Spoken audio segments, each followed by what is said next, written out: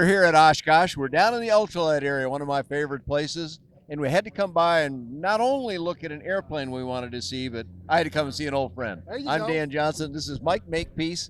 And Mike, you and I have flown together a few times over the years. And it's something kind of like this, but tell me what we're standing in front of here. All right, we're in front of the Dakota Hawk. It's exactly like one that you and I flew in several years ago. Same engine setup, different paint job, same airplane. Now, a lot of people know the Fisher line because there are a whole bunch of airplanes. Almost all of them are single place, or maybe not all of them, but the majority of them are single place aircraft. This is one that changes that mold a bit. Well, and not anymore. About half of them are two place. Is that right now? Okay. Once they bought Mike Fisher out the second time, they bought all of his line of two place stuff. Oh, okay, okay. Now, so that's originally they just had a couple of two place, but then they bought the Horizon 2, the Celebrity. They did the Dakota Hawk themselves. They who now? The Hansons. The Hansons did that. Okay. Mike Fisher sold the company to one of his dealers named Orville Jackson. Jackson died just before the sale went through. His wife, Darlene, bought it anyway. Yeah, and she powered on for quite a while. She did for a nice while. Job of it, Gene was helping her. They became man and wife. And then it became the Hansons. They kept it going for a number of years, and then they did the Tiger Moth. Oh, yeah, they added the Tiger Moth to it, which was a two-place. A very interesting project, yes. And now the company's up in Canada. It has changed hands again recently in Canada. Dave Hurtner has bought the company now. Dave came to me last year, and he said, I don't know much about Fisher, but I bought it. Everybody I talked to says, come talk to you. Well, you've been associated with all forms of Fisher brand, whomever owned it. From the beginning. From a long time ago. Yeah, so back in the early Mike Fisher days? Back in the early 80s. So you started way back in the 80s. Started in the 80s. I took on the dealership by buying 3 kits. Okay. I built my first one in 90 days. Is that right? Mike Fisher was impressed with it. I took it to Lakeland, flew it. Mike Fisher came to me, and he was having trouble with his test pilot, I guess was what he was at the time. Not long after that, Gene left, and Mike called me and said, would you be the test pilot? All right. From there on, it was Mike and I. All right. For many years you did. For many years. I actually had somebody this year come up, and I introduced myself, and he said, I know who you are. You're Mike Fisher. And I said, no, we're not going back there anymore. Well, Mike, you know, yeah. I guess that's understandable. But so you got a rich, long history with Fisher Flying Products and a lot of products. Let's do, before we get into this particular one a little bit, let's just touch on them because, well, the wood the history. the wood part about it. But let's do a little bit of that for us. All right. Since you know it all. Primarily, the Fishers are all wood. And over the years, they've tried the steel tube fuselage and the aluminum fuselage, but we keep going back to the wood. He started out with a Citabria lookalike called the 101. I remember that product. Yep. Very shortly thereafter, he came out with a 202 that looked like a Cub. Then they did a 303 that looked a lot like a Mini-Max, had a lot of the history of the Mini-Max involved in it. And then he did a 404, was his first biplane in the Fisher line. Ah, okay, that was one of the first. That was the single-place biplane. Then we did the Classic, which was just a two-place version of the 404. Did a Super Koala, which was a two-place version of the Koala. Then we did a little parasol called the 505.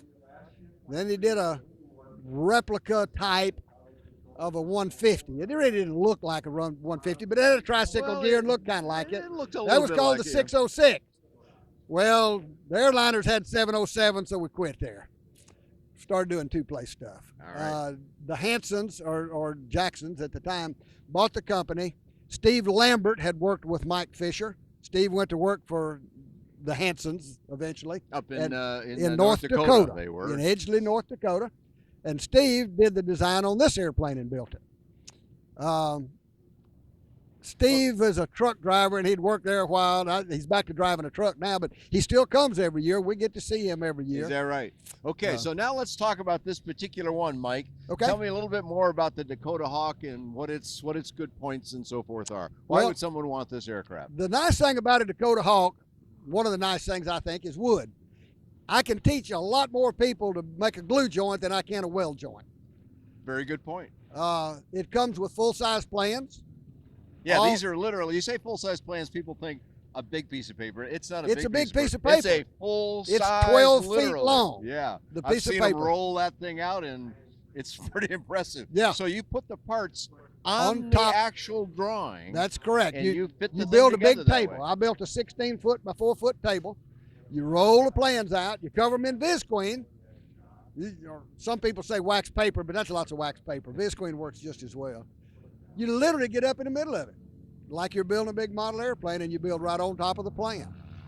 It's a kind of a remarkable project. It's people, a big model airplane. People really don't get the full-size drawing means that size, as you see it. And there's about 14, depending on the model, 14 to 16 sheets of paper. When they're rolled up, they're 4 inches in diameter. Right. I've seen the rolls racked in a rack they used to have up there in Edgeley. So okay, but this all one wood, is, and people go, well, wood, that's so old-fashioned, though. I mean, we're in the age of carbon fiber now. What's the value of wood? Economy. Keeps if you didn't hear me, economy. There you go. That's better. So, it's fairly inexpensive. It's easy to work with. It's available. It's light. If it's put together correctly, you can actually build a wooden airplane as light as you can build a tube and fabric. Is that right? And this airplane right here weighs 665 empty. Is that right? Okay. With what engine have we got in here? I've got the 912. Okay. The UL 912, the 80 horsepower. Right. Okay. What is a builder now? The full-size plans, the wood, the easier glue joints, some of the things you mentioned. What kind of build time would it take for somebody to put a Dakota Hawk together? If you get busy and stay with it, you can build one of these in 700 hours. 700 hours. The problem, maybe like a year's worth of effort then. A year and a half, depending 2 on how years. much hours per week you can put into it, of what course. usually happens, it takes people so long with any project.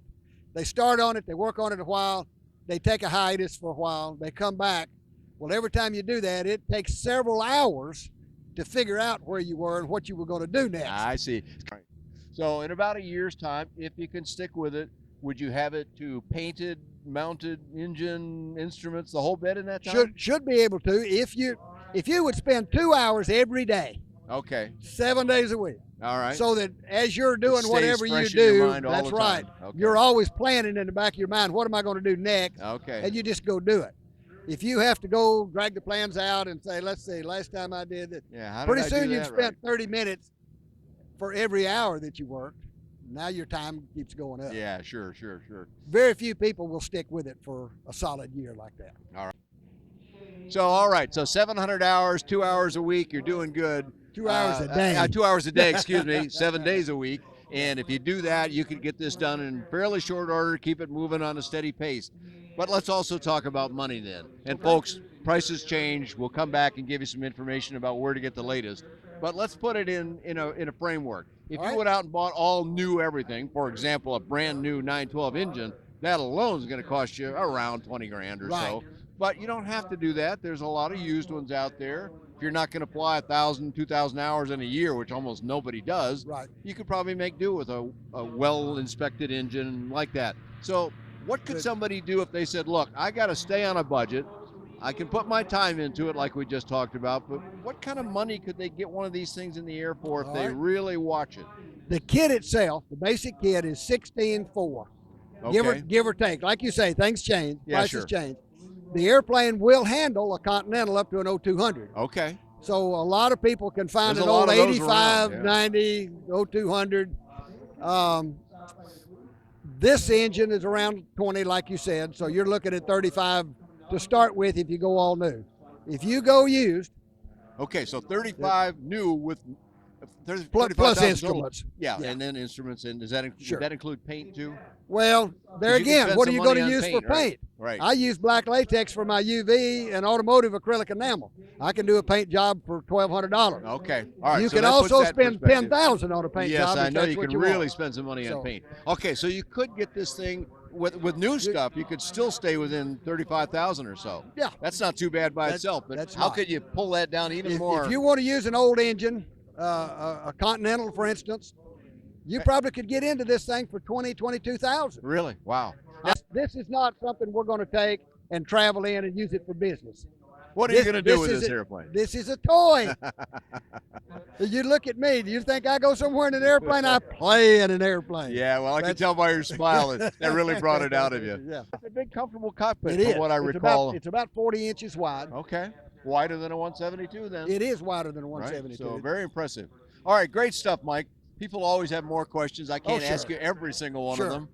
Where do we go on the web to find out all the information about Fisher Flying Products? All right, the website is fisherflyingproducts.com. All right, there you go. If you have questions on building and stuff like that, there is another one called the Fish Net.